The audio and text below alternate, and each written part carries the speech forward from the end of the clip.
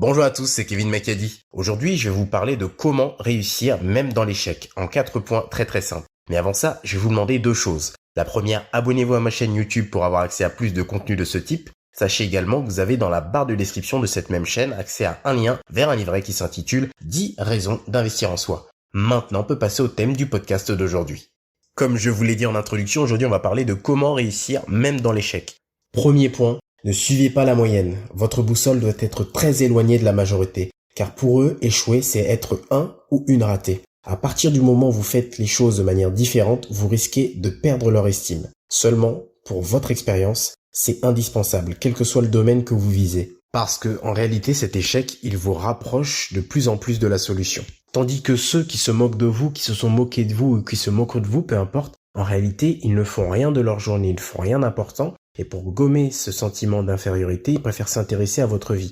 Et le problème de tout ça, c'est qu'un jour, ils vont réaliser que ils n'ont pas du tout progressé, tandis que vous avez progressé. Et que ce temps qu'ils ont perdu à vous critiquer ou à regarder simplement ce que vous faisiez sans passer eux-mêmes à l'action, eh bien, il est irrécupérable.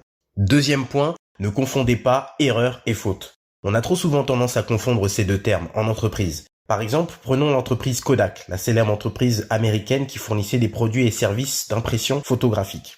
En 2012, elle fait faillite parce qu'elle ne voulait pas changer pour évoluer et un concurrent l'a détrônée. Elle a saisi l'opportunité de devenir le leader de marché que Kodak leur a permis de saisir.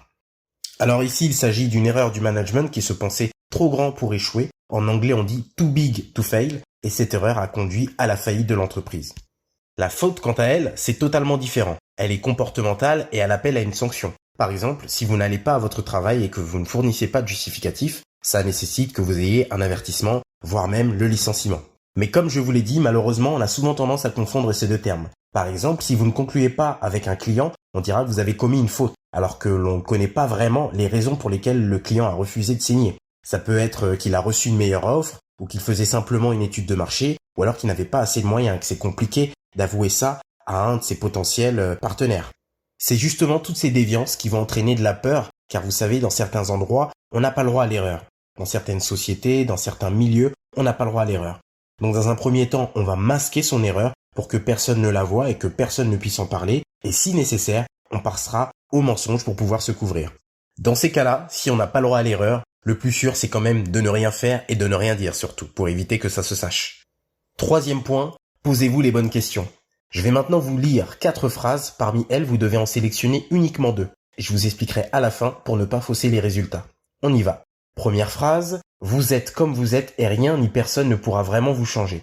Deuxième phrase, peu importe qui vous êtes, vous avez toujours la possibilité de changer vraiment.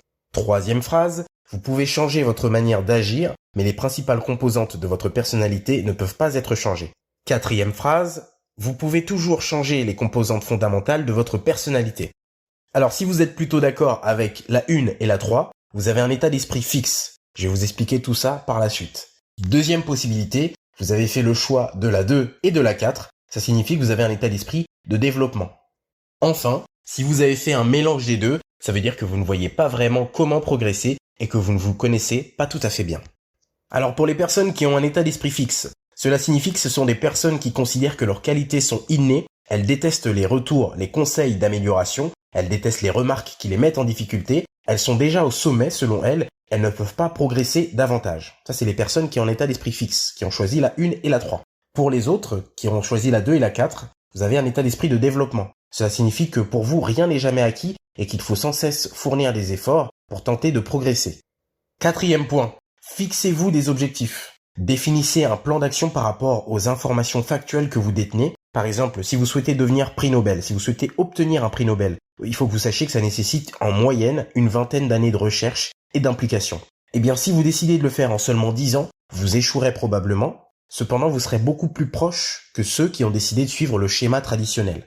Pour résumer ce podcast en 4 points très simples, le temps est une ressource précieuse qu'il ne faut pas gâcher en suivant la majorité. Deuxième point, voyez l'échec comme un moyen d'apprendre, pas comme une honte. Troisième point, apprenez à vous connaître, sortez de votre zone de confort ou pas en fonction de la personne que vous êtes.